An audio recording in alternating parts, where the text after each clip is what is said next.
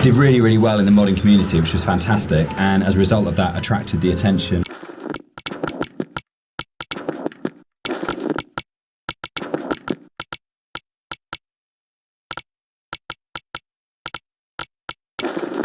of Rob, who worked as the primary developer on a Source remake of the game that was released in 2012. And this year is another remake where it's been updated. So you'll see around you in a lot of the environments, there's a lot of detail ingrained into everything. One of the things that I wanted to do with Dear Esther is bring the visuals up to the same kind of level of detail that Dan and Jess had put into the other areas of the game. So all of the history and the kind of hidden pieces of story that are intertwined with the VOs and the music and stuff, I kind of wanted to bring some of that into the environments. So if you look around you, you see that there's a lot of interesting bits and pieces, a piece of paper with someone's name on it, a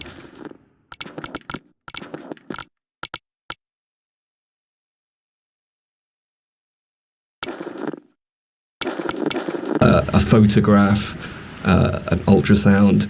All of these little bits and pieces are kind of layered in to just kind of bring another aspect of the story into the game. And also, they're actually randomized, so every time you play, you'll see something different lying around.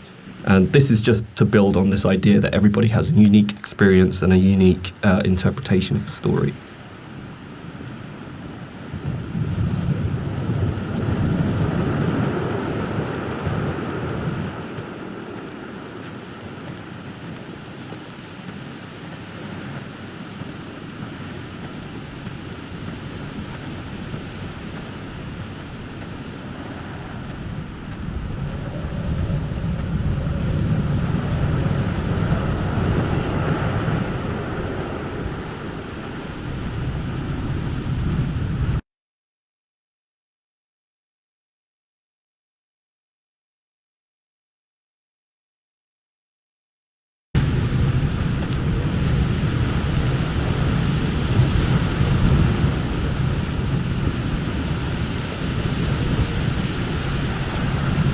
Part of the point about the whole game, I think, was this idea that rather than having a linear, straight-through version of the story, that we could have multiple story units for each place you were. And I was really interested in this idea of how you can open up that space that people can interpret.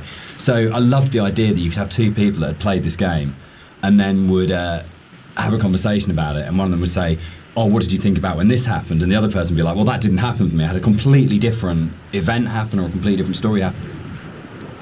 When I wrote the music for the mod of Dear Esther, there was absolutely no budget whatsoever for live players, so all the music was sampled. But one of the good things about that is it actually forced me to be quite creative about how I wrote the music. So with my background in sound art, I wanted to use samples in a different way that wasn't just using it to sound like a violin. I wanted to time stretch and manipulate samples to make something different and strange and quite unique. But then when we got the Indie Fund money, I had the amazing opportunity to re-record the music with live players.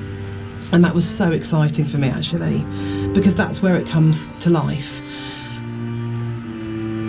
This symbol on the beach, which is the golden ratio, it's one of the only things that's really left explicitly from the mod. In the original mod, there was an awful lot of more kind of symbols and kind of a much more kind of mystical, sort of magical element to the island. There was a lot of very weird stuff in there.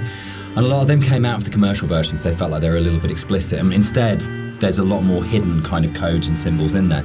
There's still some stuff which you can open. So something I wanted to do as an artist was create some kind of reward for the player when they explore the island.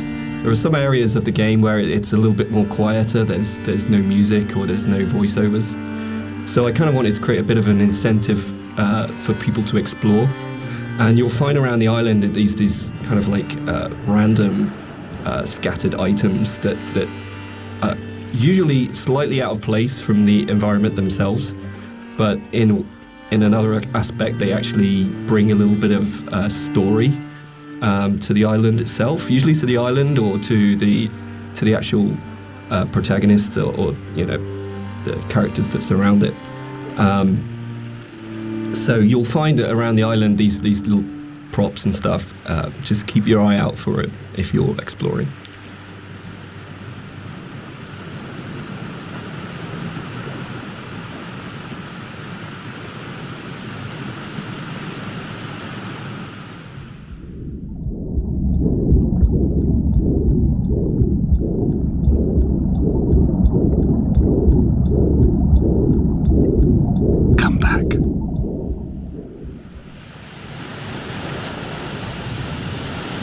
This symbol on the beach, which is the golden ratio, it's one of the only things that's really left explicitly from the mod. In the original mod, there was an awful lot of more kind of symbols and kind of a much more kind of mystical, sort of magical element to the island. There was a lot of very weird stuff in there.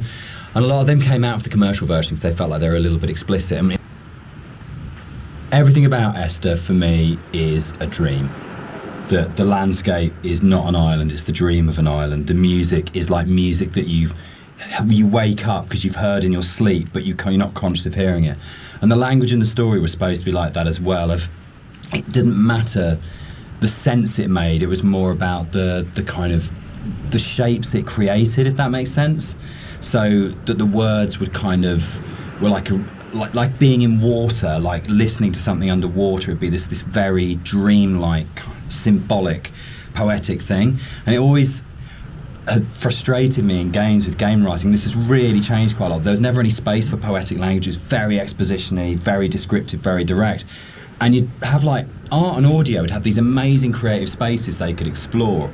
But when it came down to actually writing, you just had to basically go into the room, describe the character, tell the player what to do. And it just seemed like the most boring thing you could do with words in a game. And why couldn't a writer have the same artistic freedom as a visual artist or an audio? So people have asked why the Dear Esther's set on a Hebridean island. What's really interesting about this is it's one of those times when your kind of aspirations as an artist and the practical realities kind of dovetail. We knew that we had to have some way of limiting the player from disappearing off the play space. And when we made the original, it was a mod, and because it was a Half-Life 2 mod, you kind of had Eastern European city, spaceship, or blasted, desolate landscape. We had three options if you didn't want to start making any other assets. So it started off with these practical constraints. We don't want to set it on a spaceship, we don't want to set it in an Eastern European city, so it's got to be on this kind of like this desolate landscape. And we want to limit the player, so an island seems like a natural choice. One of the things you're always trying to do as a composer is create memorable themes. And a slight confession is that probably the most memorable theme, which is Remember in Dear Esther, wasn't actually created for the game. Rob's looking shocked. So it was actually from a piece of choral music that I'd written years before, based on a Christina Rossetti poem called Remember. And one of the things I was talking about earlier was how I didn't have any budget. So I had this piece of choral music, and I thought, hang on, this is absolutely perfect for Esther. But I don't want to use all of it. So the only bit that you actually get in the game is the first line of the choral piece of music. White Lines. Yeah. They actually did this. It was really cool. I found this historical document. They used to do this on Bora in the Hebrides. If their disease broke out, Really? they'd actually chip out and expose the chalk. So if you're on a boat and you were coming to the island, you know not to land because it was infectious, which is the coolest, most amazing. It's one of those things where you go, it's almost impossible as a writer to come up with something as cool as that. It just has to be something that was actually done. And it's so sad as well. And I love this bit and the fact that we can do it because it feels really real because it references a real thing. And I know there's something really special about that, but it was always one of those bits in the game that I thought, we've got to be able to represent this somehow. We have to be able to get these things in here. Yeah, I mean, that's really interesting. I actually didn't know that was actually based historically in real life, but that's really cool. Because I mean, my thing about the White Lines is that it was this completely surreal thing, but also it was kind of it just added to the landscape. It's like, whoa, what the hell is that? And putting that into the game was kind of challenging because to me it just seemed like, it's going to be really hard to pull off. in a way that's kind of realistic. But then when you look at the kind of art style of the game, it's not really a realistic thing. Like everything is half imagined. So in that way, it kind of really fit into the landscape, and it kind of creates this amazing sort of landmark. There's a scene in Donnie Darko where Drew Barrymore's playing his English teacher, and she talks about cellador as being the most beautiful word in the English language, and about it's the sound of the words together. And Dear Esther actually comes from the introduction From a Faith No More song, the Crab song on the first album, Introduce Yourself. And there's a point where, I think it's Chuck at that point is the vocalist before Mike Patton, just says, Dear Esther. And it really lodged with me because the sound Dear Esther just has a really amazing sound to it. And I think when we started making it, and the idea of it being this series of letters to someone came through, it just came straight back out of going, that's just a really beautiful sounding combination of words. And I think that really sums up the whole approach to the writing in Dear Esther of what's the most beautiful combination of words and images we can put together, and to do it that way rather than writing a traditional plot as such. I think the central question to the entire experience for most people that have played it or are talking about it is this idea of, is the island real? Is what's going on a literal event of a man walking across a Scottish island, or is it a dream that he's had?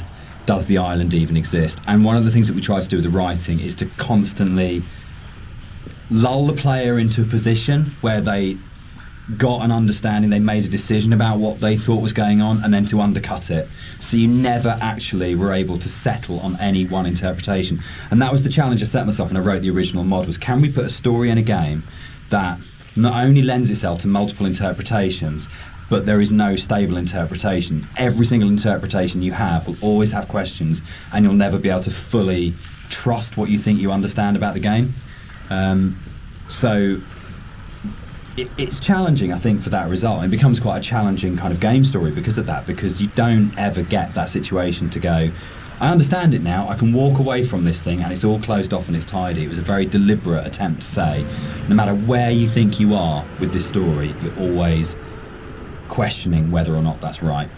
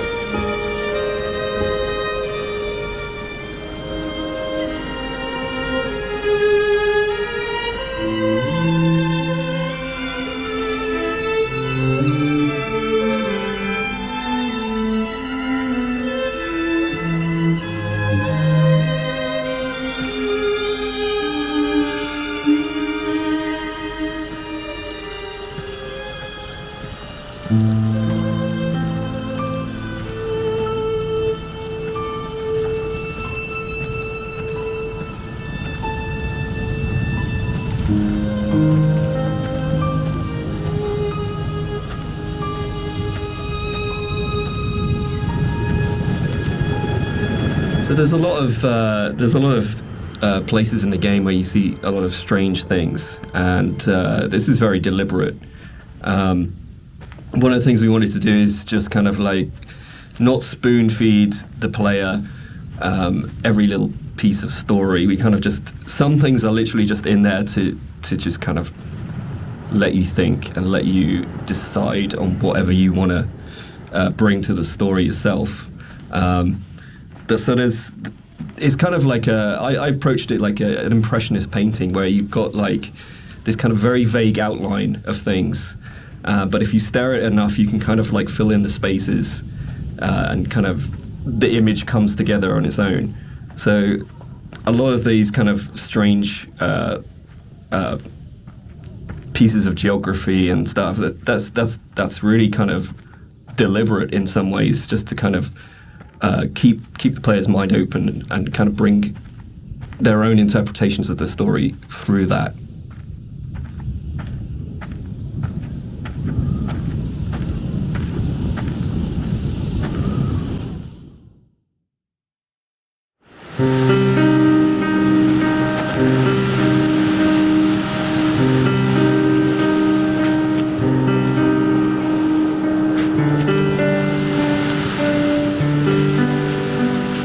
When I was originally thinking about how to write the music for the game, I suddenly realised that you don't see anybody in the game, and the most important character as such is the island itself. So one of the things that I did with the music was to write the island as if she or he were a character in its own right. And that's really important, I think, that you're going through. All right, let's talk about walking. Let's do it. We're gonna address the elephant in the room, the very, very slow-moving elephant in the room. So this might be a longer conversation because it kind of fits with that. So Esther was the first of the what are now called walking simulators, and it was really interesting that for us it didn't feel that weird to have a game that was slower than normal, where actually there was lots of time to just walk around and think and look at things. And it was amazing at the time how this was seen as completely revolutionary, and it's really interesting, and it's amazing to see how many other games have kind of like taken it on board. For me, it came from, I didn't see it as being odd to have a game where very little happened, where you thought about what you were doing. For me, it was kind of interesting that you could play some of the best moments in Doom are the bits where nothing's happening and you're just doing it or the radio mast in Dear Esther is obviously there is a really important kind of design feature as well as its place within the story. And that, I think, came from, it's really interesting, it being a Half-Life mod to begin with, and the Citadel in Half-Life 2, that it tells you how far you are through the game. You're always looking up to the skyline, am I closer to the Citadel, can I see it? And it lets you know how near you are to the end of the game. And it was really important because Esther's so open in a way, and because there isn't this, you're not using kind of shootouts or kind of gating it with combat encounters to kind of constantly keep you moving. That it was really, really important that you always had that focal point of going, I know exactly from the beginning of the game, virtually right from the start, you know where you're going, you know where the game's going to end up, and you know that sooner or later you're going to be either at the base of that thing or climbing that thing, and it's always there, that red light. And I think particularly with the colour palette of the game, the fact that you've got this very, very, very clear red light that's unlike any of the other colours in the game immediately tells you as a player, this is what the shape of this thing is going to be, this is where I'm going, this gives me a purpose, even if the sort of moment by moment is a bit more abstract. Yeah, and navigationally as well, it helps you. It draws you in the right direction as you play the game. You can never get lost if you just follow that one landmark. Yeah, I think it's a really interesting place of where that sort of traditional game design is still, there's loads of it in Esther, it's just not necessarily done. So something you'll notice as you look around the environment is, from a distance you see the landscape. It's kind of a beautiful place in some ways, but something I wanted to bring to the game was that there's this second layer beneath the surface, whereas if you look at things closely, you see that the actual island itself is very polluted. It's kind of very rotten. Everywhere you look, every rock, every grass surface, it has this layer of filth on it, and it's kind of been put in there just to kind of emphasize further that this island's a really unpleasant place to live. It's like if you scratch the surface, you see like just how corrupt this island is.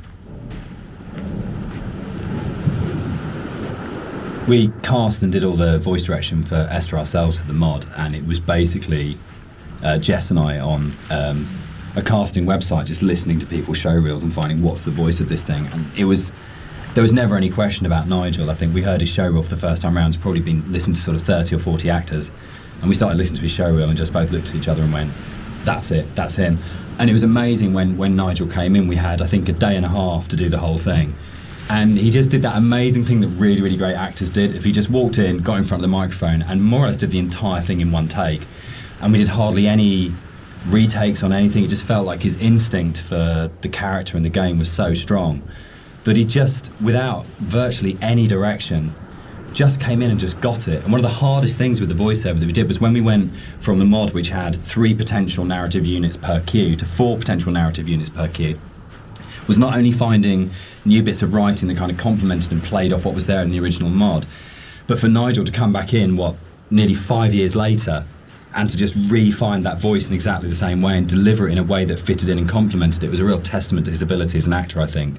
That apart from we had spent quite a lot of time trying to make the sound actually sound the same in terms of mic placement and things like that, but in terms of the actual delivery of those new monologues, you wouldn't know that was both written and acted sort of 4.5 years after the original thing was done. So the one person who's not in the room sort of today but deserves a huge amount of credit for how the game kind of eventually was delivered, but also I think in terms of how the game has lasted, a huge amount of respect needs to go to Nigel Carrington for his work on it.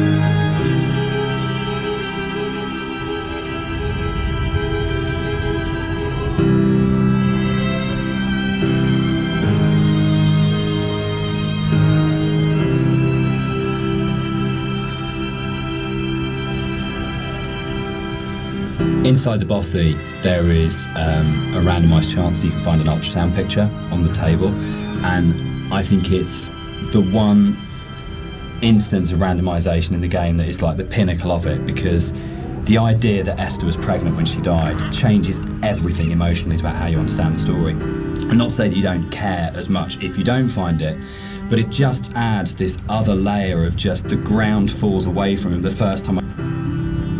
So as you leave the bothy and the seagull takes off, that's the one jump scare in the game, which is kind of interesting because when we made it, we kind of had to, we kind of called it a ghost story, but there was no intention really. We kind of wanted this dreamy, hallucinatory type thing. But when it came out, people started coming back and saying, this game is absolutely terrifying. I was really, really frightened. And that was really amazing. And I think it's because nothing happened. So we're so trained in games to go, there's stimulus all the time, that if nothing happens, you're waiting for something to happen. And kind of, I tend to go back to again and again the whole sequence in Dead Space 2 when you go back to the Ishimura, and it's like the best bit of Dead Space 2 because for what feels like hours, but it's probably only about 15 minutes, nothing happens and no necromorph comes at you, and it's absolutely terrifying because it's just this space and you're just left in it. So I think the kind of the bird here is really interesting because it can actually really, really make you jump. But I don't know if that was part of why people were saying that the game was really scary, but it was a real surprise when people started coming back and saying, this is a frightening game. And I don't know how much of that is to do with the ideas in the game are frightening when you think about them, and how much of it is to do with just the emptiness and the lack of kind of things in the game make it a really quite stressful or quite frightening place. But it was a real surprise, I think, that sort of reaction from a lot of players when we shipped it.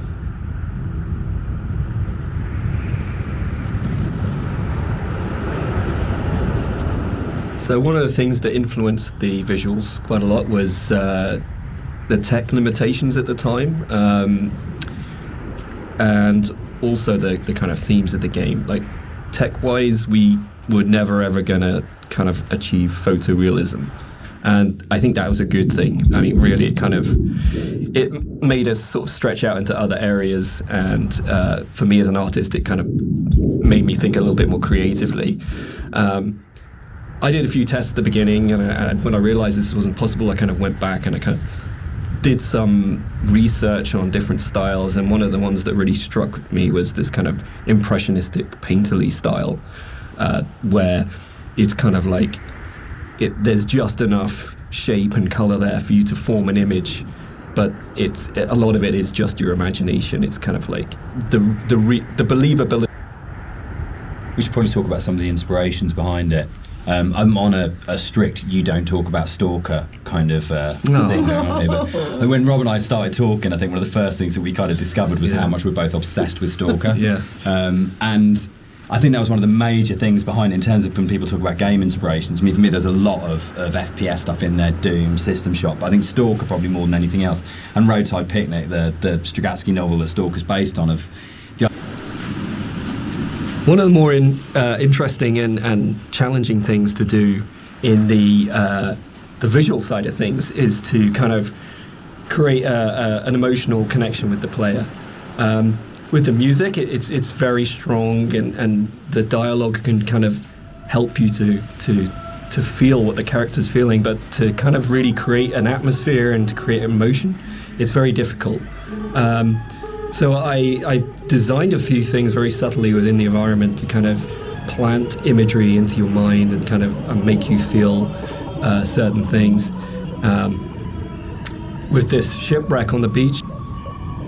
This is another of my favourite bits in the game, where you come along the edge of the sort of gully and you find hundreds of books, and it's one of the first times where most explicitly there's the suggestion that nothing you're seeing is real, because there's just no way that this can exist, and it's a really amazing, uncanny moment. But it works, I think, for me, because you just go, I don't understand it, but it's lodged somewhere in my head and I can't get rid of it and I can't unsee this. And I think for me, one of the really important images in the game is the radio mast, and the soundscapes that I wrote for the game are really tied into this idea. So it's the concept of the tortured sounds that they're so broken down, they're so manipulated, and it really is supposed to represent the inner state of the protagonist at this point. It's that fractured understanding. So it kind of works on two levels, actually. We have the narrator who's trying to understand the journey that he's on, and we also have the audience's journey and their struggle for comprehension to understand what's going on in the game.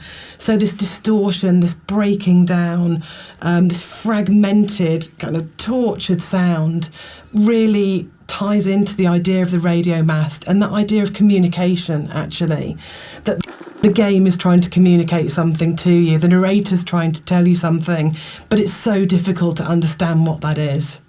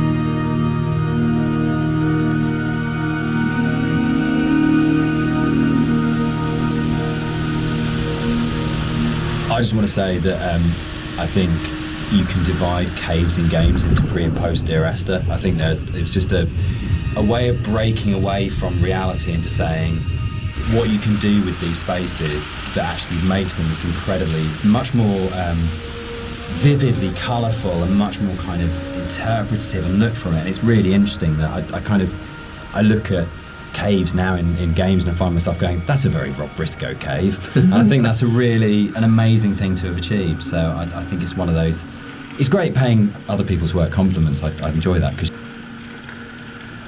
I think when you're designing a game, it's very easy to get very locked into what the system can do.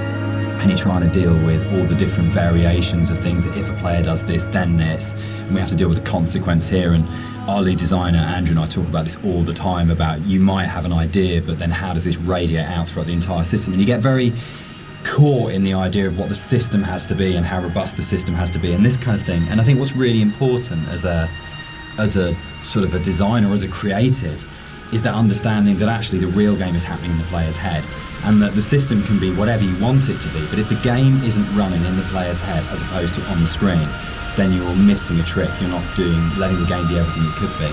And I think the great thing about working with a game as simple as Esther, in a way, is that those sort of consequences of player interaction, there's not a huge number of them in a way that there might be with a very mechanically complex game. So you can really heavily focus on.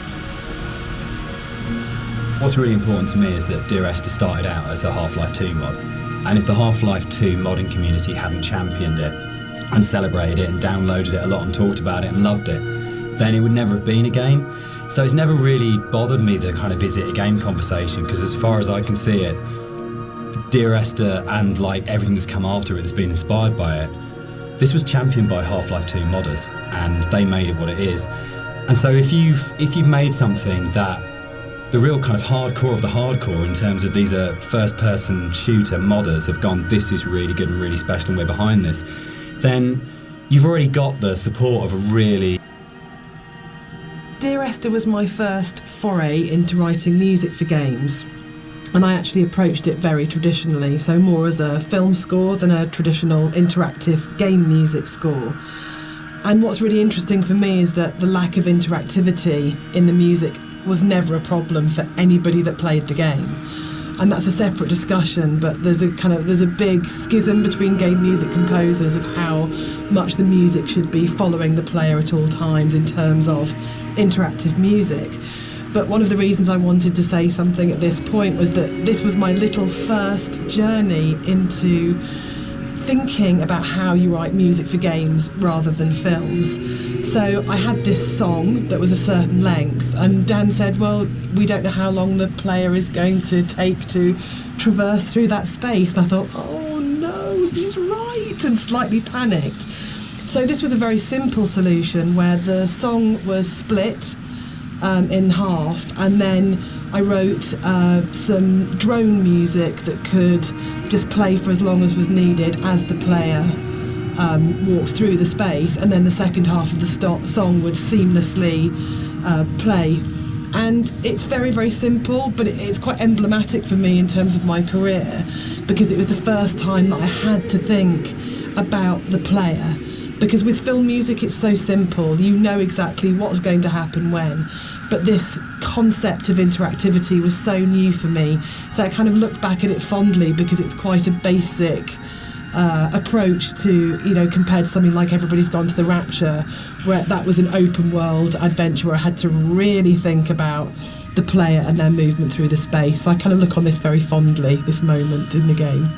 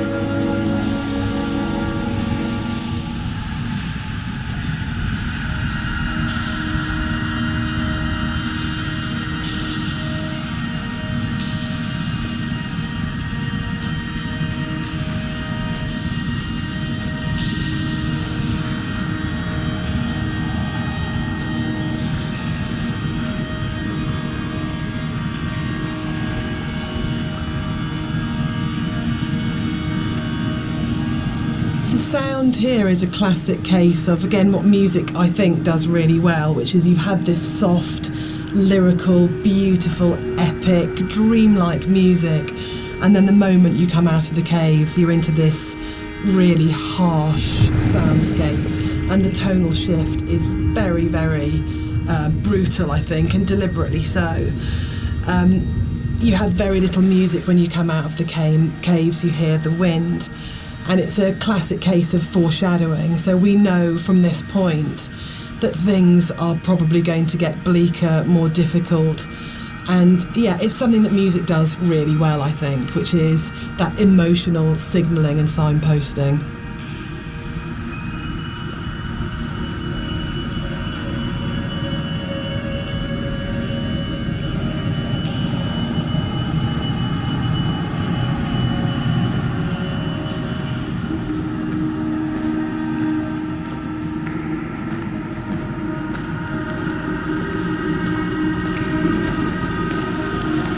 This whole area moved, didn't it? The original mod, this was a cave right at the beginning of the caves where everything was written, and it moved to the back end of the level, and we had this long corridor that's full of these kind of it's the point of high madness, I think, in the game, isn't it? Yeah, it's kind of just where you feel like you're losing the plot completely, both like visually and auditory, and you know, it's kind of like this really frenetic moment for me.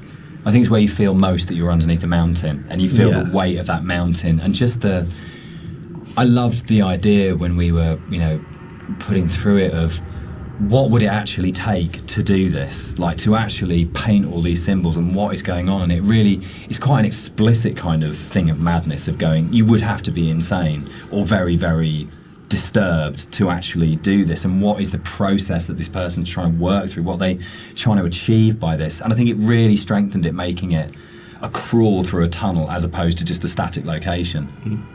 Yeah, I think it's the consistency and the coherence of the symbols is a lot more broken down as well. Like, you see some symbols before like scattered around the environments, but at this point they're like right in your face, and they're kind of just...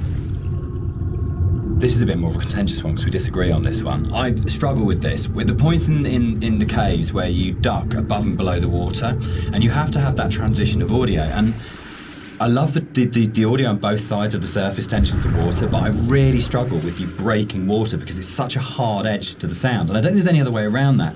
And you need to have those moments where you do go underwater because it's so important. But it's one of the areas that's never sat very comfortably with me, because I feel like in a level which hasn't got a single edge in it, it's the one edge within it, and it breaks me. And that's why I think it's so successful, because you've been lured into this completely hallucinatory, dreamlike world, and then all of a sudden, as a player, you're literally gasping for breath. You're coming up for air. And I think when we're talking about that metaphor of the body, for me, it's so... The motorway scene. The biggest new addition to between the mod and the commercial version. This didn't exist in the mod at all. It was a completely new thing.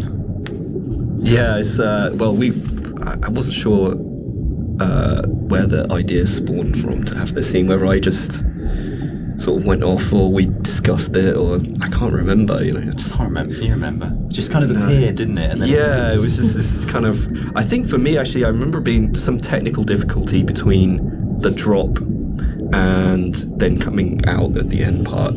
But it was like... It was the same thing that we dealt with in the past of, like, how do we not kill the player? From a technical standpoint, I think it might have been something to do that. But it was also, you know, I can't remember where the whole thing came from. I think it's my favourite point in the whole game, actually. I think it's just it's quite shocking, and it's so surreal, and it's so beautiful. And from an audio point of view, you have that baby's heartbeat bringing us back to the idea of the ultrasound.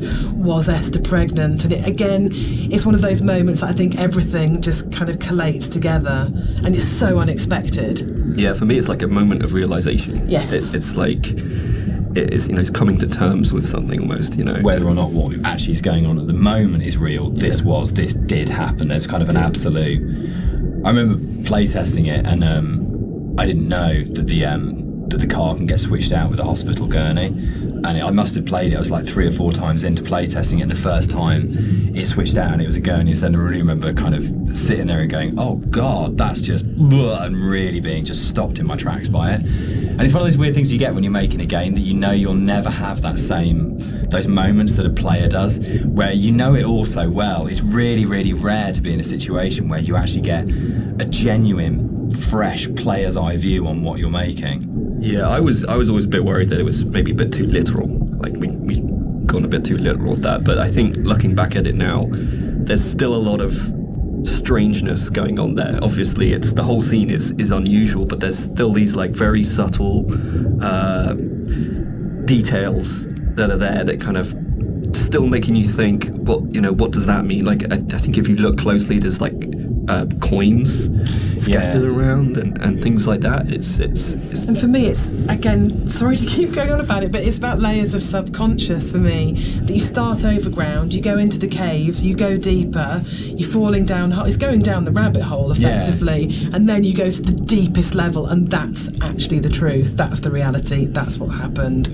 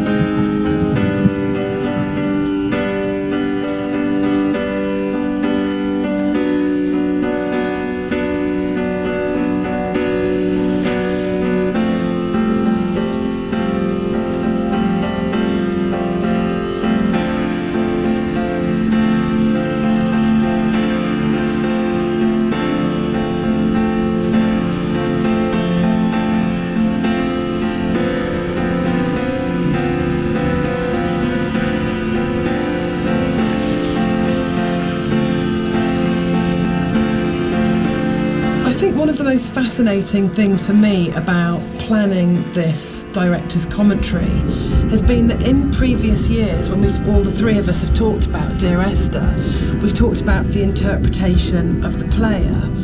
But actually going through this together, post having made it, we're still surprising each other. Yeah. And I think that's really, really interesting for me, because it shows that we left interpretation for each other and that we trusted each other actually just to get on with it. And because we each brought our own special and unique contribution to the game, we didn't have to, in a way, talk it to death or say you have to justify every idea you have or talk it to death or explain it. That Rob's idea that the island is very tainted and corrupt, and my idea that Dan didn't know that the whole level of the caves is a birth metaphor. I think it's really amazing that we're still finding out things about the game that we didn't know. I think it was nice when I came onto it, because Dan was basically like, he gave me a bunch of materials, but he left me to my own devices for a lot of it, and we kind of like, I'd finish the level and Dan would play it and give me some feedback, but he was very kind of like hands off at the beginning, which was really nice, kind of. So a lot of my interpretations just came through that downtime where I was just kind of like going off and doing my own thing. And so yeah, it's like interesting to hear Dan talk about it sometimes, because like, there's some backstory that I've never even considered before. And obviously hearing Jess talk about it as well is really interesting, especially when it comes to the soundtrack. It makes me look at things in a very different way. So yeah, it's really interesting. I think for me, like making games is so inherently collaborative, and you have people coming together with different ideas and different takes on things. And in a way, the least interesting thing you can do with that is to structure it all so heavily that there's no space for each individual person to bring what they're thinking to it. And I think the best games, well, for me, my favourite games are ones where you can really feel the personal footprint of each individual developer and aspects of it, and it feels like it has been a genuinely collaborative exercise where everybody has thrown ideas into the mix and everybody is bringing something to the table rather than people are just following a kind of a really structured plan. So yeah, I think it probably is one of the reasons why Esther has had the sort of life it's had since release, is because there's 4 people if you include Nigel, all bringing very different things to it, and it gives it a huge amount of depth for something that's so simple on the surface.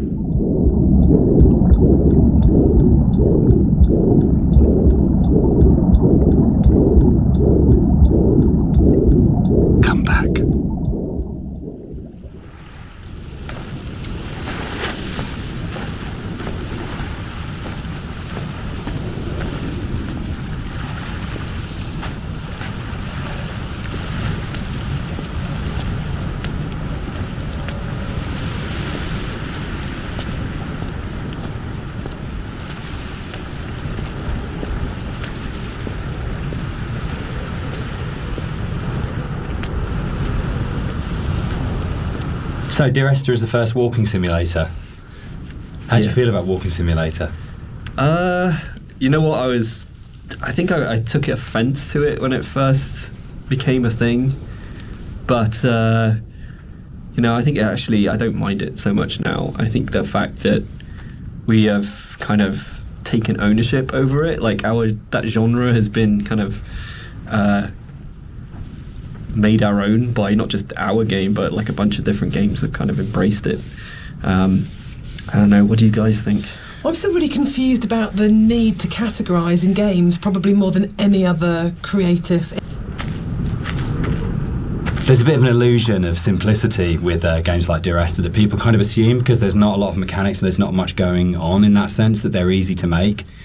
And I think actually it's kind of the opposite in a way, that because they're so simple, everything is exposed and everything has to be exceptionally good for it to work, because you're carrying a player's experience on a fairly sparse, minimal. One of the things that I think was added more frequently in the final version of Dear Esther was the inclusion of a number of ghosts in the game.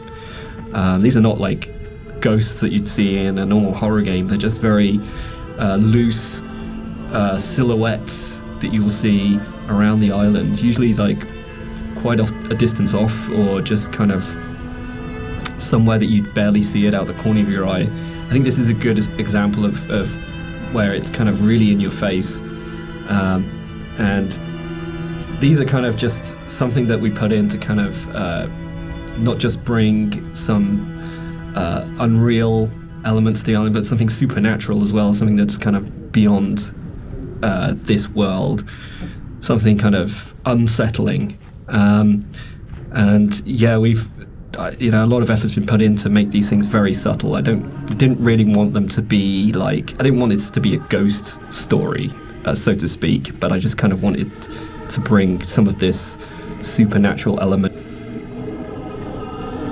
So here it kind of the environment becomes a little bit more surreal again.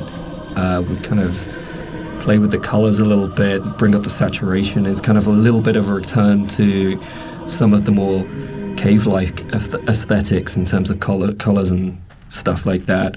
And it's kind of there to kind of signpost another significant moment in the game, or something that's leading up to the significant moment. It goes back to this kind of idea of having these emotional signposts in the visuals as the game, without it being overly obvious, and some of that.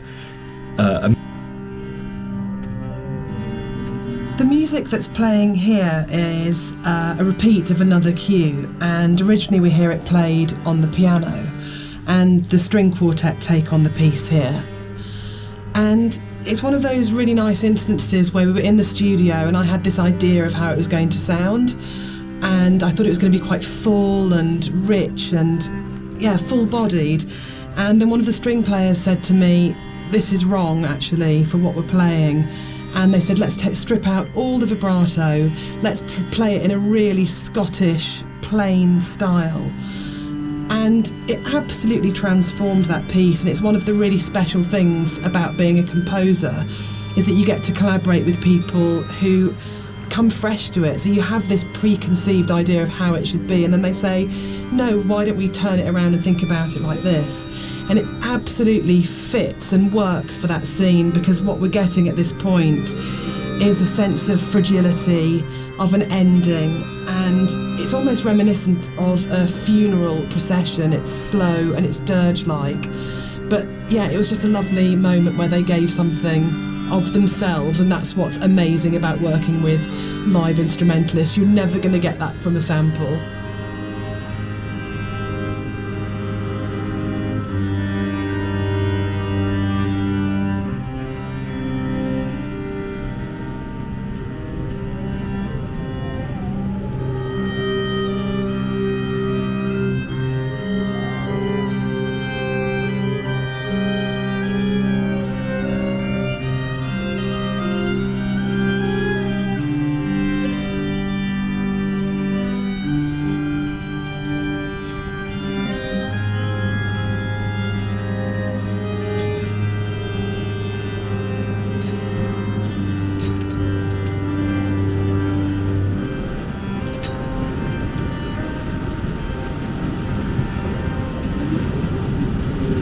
was possible that this last section of the game could have felt quite laborious and forced because it's two long zigzagging paths that just go up, and there was a real importance to getting it right. Quite a lot of work went into it. I think at this point for me, you probably as a player understand that the narrator's going to die at the end and that this is it, and that unlike where the rest of the island, there's this sense of this could just keep going on forever and ever and ever, and you're going to keep the motif of come back, but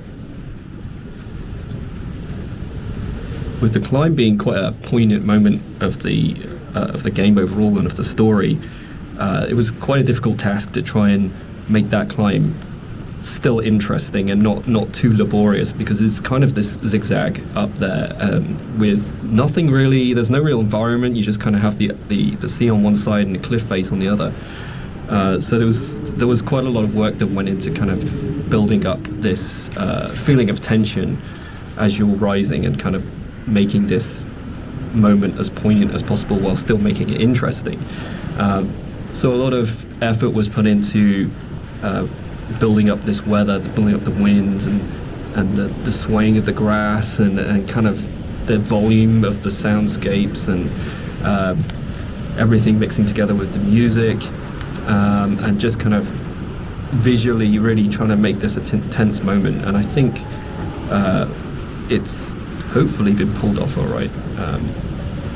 And you'll notice when you get to the top, this kind of tension dies, and that's very purposeful. You'll see no more wind. It's just kind of like a symbolic thing where you're coming to the last moment, the point of no return, and that's been very deliberately designed that way.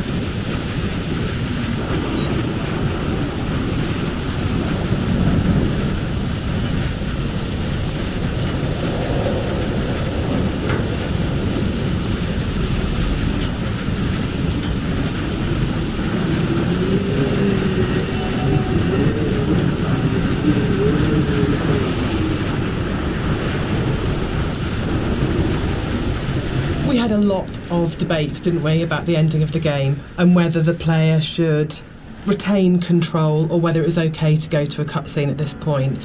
I personally don't mind it. I actually actively like it because I think it works really well as a metaphor for loss of control at that point. Dan, I know you're not as keen. Yeah, I'm not. I would have loved the player not to have had control taken away from them, but to me it was a balance between two evils: the evil of having a cutscene and the evil of the player accidentally falling off the ladder halfway up and destroying the ending. Yeah, I agree. I think we tried a few different things, and the tech at the time just wasn't, the ladder tech at the time just wasn't there. So, and the other thing for me was pacing. It was making sure all the music, the voiceovers, the timings and everything were perfect for that final jump off point. And just letting the players kind of noodle around going up a ladder for what may have been like 7 minutes because it's a tall tower was kind of an impossible task.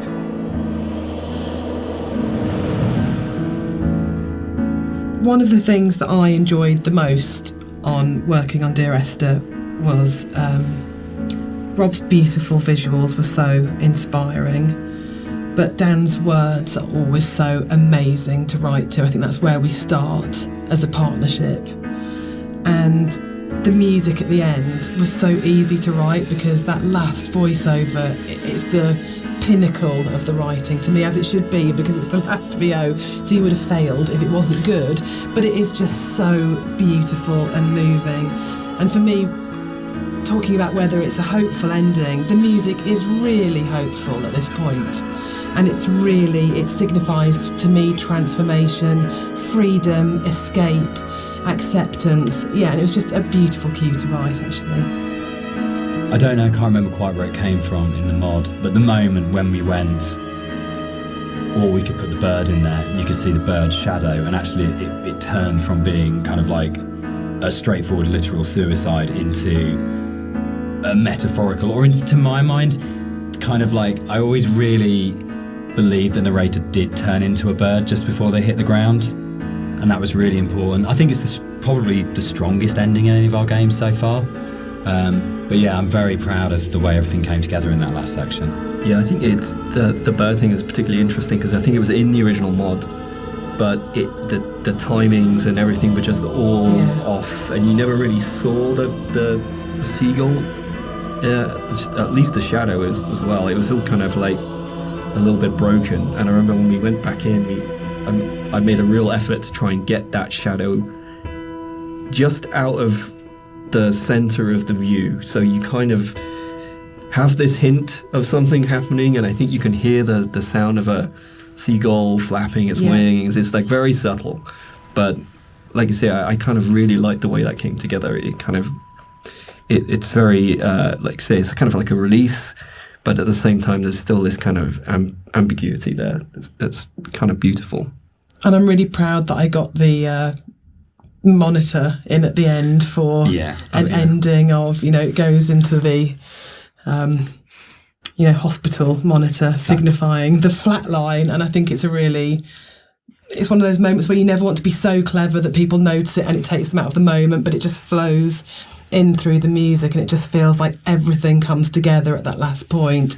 That last VO, Rob's amazing visuals and the music, and it feels like a really, really strong and beautiful ending. And then in the last second, Nigel Carrington's delivery of just those two words have come back, where he just pitch perfect. Yeah.